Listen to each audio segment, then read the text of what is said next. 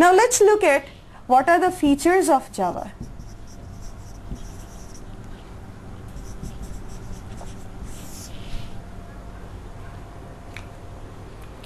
First of all, we know that Java is an object-oriented language.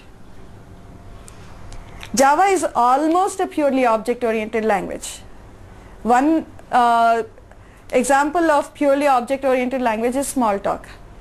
What do I mean by purely object-oriented language is that a purely object-oriented language treats everything as an object.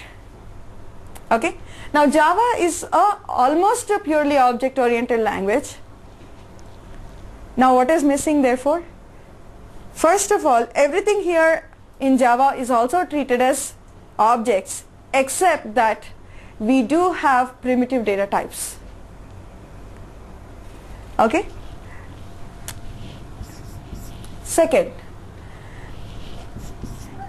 we know Java for its platform independence.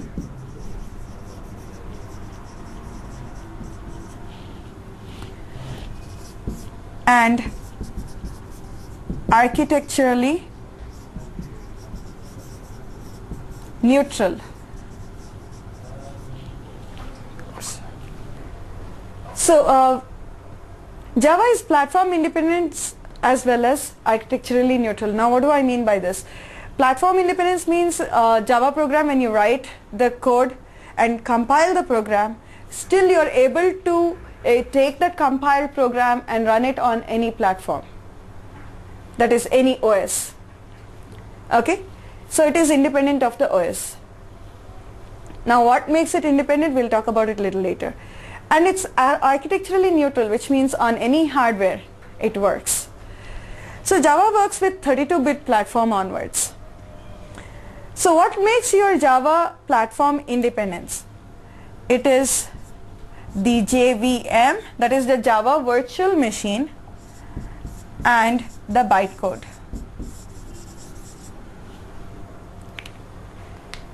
Now when you write a Java program, you compile it. When you run that compiled code, that code is presented to the JVM, it's loaded into the JVM. The JVM converts the compiled code into a machine code and executes it. Now when you compile a Java code, you get what is known as a .class file. And this .class file consists of what are known as a bytecode. The reason for this name is that the instructions, when you compile it in the class file, it is written in terms of a byte data type. So hence the name bytecode. Okay, and it is this bytecode which the JVM understands. So bytecode is an intermediary code, okay, which the JVM understands. Apart from these, the other features are, we have the concept of packages. Packages are nothing but directories in a file system. It's like a library or a collection of set of related class files. So we will talk about each one of these features later, but right now we are just going to mention the feature and a one-line definition. Interfaces. Now we need to remember here in Java, we have a single multi-level inheritance. In other words, you can have class A. From class A you can derive class B, class C, class D, likewise. So it's multi-level single inheritance.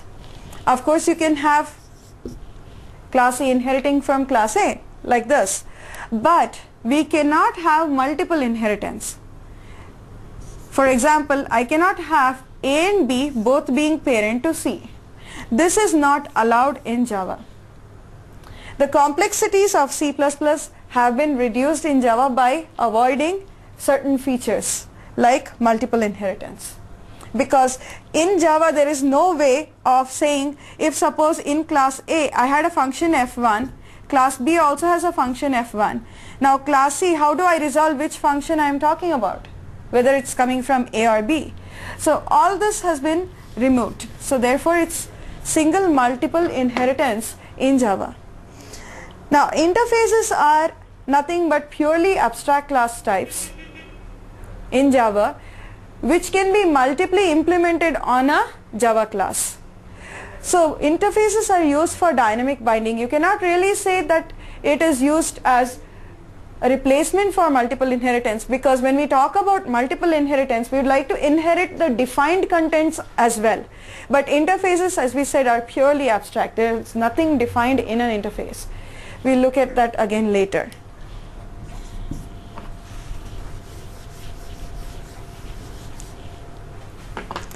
There are no pointer concepts in Java. In other words, the programmer cannot use pointers, but internally, of course, Java does use pointers. As we mentioned, that when you create a variable for a class, when you create an instance, the variable is on the stack and the instance members get their memory allocation on the heap, and the object variable is actually pointing to the memory on the heap. So it actually has to be a pointer which is pointing, but that's all internally used. As a programmer, we cannot use pointers in Java. So since there are no pointers to be used, if you want to use system resources, if you want to access to the system resources, you require pointers. So how do you make use of it? You have a concept of JNI, that is Java Native Interface, using which you can access to the system resources.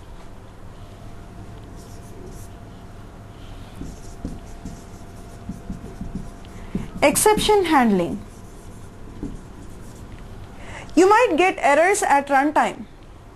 For example, we mentioned before when we were talking about abstract classes and dynamic binding, we said in case you are trying to downcast a parent object variable into a child class type, if you are going to downcast it into a wrong data type, wrong class type, you get a class cast exception, that is a runtime error. At the time when you are running your program, you get an error. Okay, that's called as a runtime error. So that's nothing but exception handling. You need to handle using exception handling concept. For example, errors, let's say you're trying to divide a value. If you're dividing a value by 0, you get an error. You're trying to access a variable which is not actually having any reference, you get an error. You're trying to access a file which does not exist, or you're trying to read a file beyond the length. You're trying to access an array beyond its length. These are all errors which occur at runtime, because you cannot find these out at compilation time. So such errors can be handled using exception handling. Then we have multi-threading.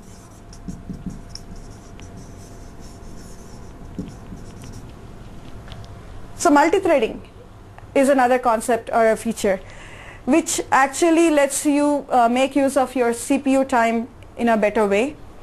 Okay, it lets you parallelly execute two paths of execution which are functionally independent of each other.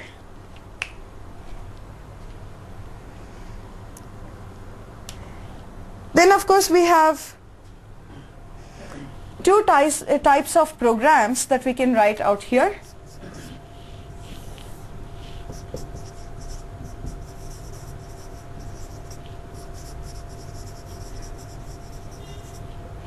One is called as an application program. This is in terms, we are talking about in terms of a client program, and an applet program. An application program is a standalone program, whereas an applet is a web client. So it runs on the browser.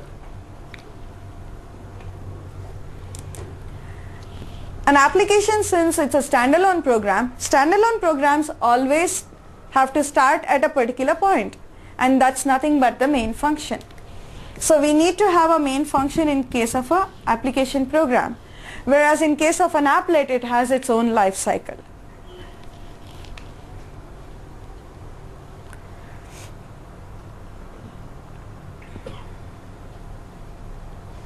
So these are some of the features of Java. We'll be looking at the other things which are the advanced features later.